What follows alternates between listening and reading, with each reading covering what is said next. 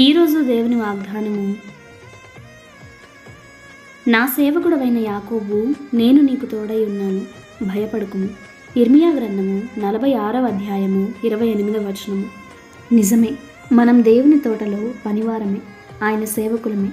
దేవుని సేవకులు లోకం నుండి వేరు చేయబడిన వారు అపవాది చెర నుండి తప్పించుకువచ్చిన వారు. వాడి చెర నుండి తప్పించుకువచ్చిన వారిని ఎప్పుడు మృంగుదునా అని వాడు నిరంతరము వేచి చూస్తూనే ఉంటాడు.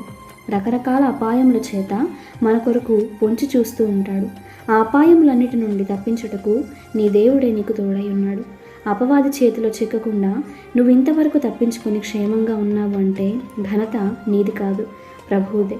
ఆయనే నీకు కేడమై సర్వాంగ కవచమై నిన్ను కాపాడుతూ వచ్చాడు. ఇంకపై కూడా ఆయనే నిన్ను కాపాడునుగాక. ఆమేన్.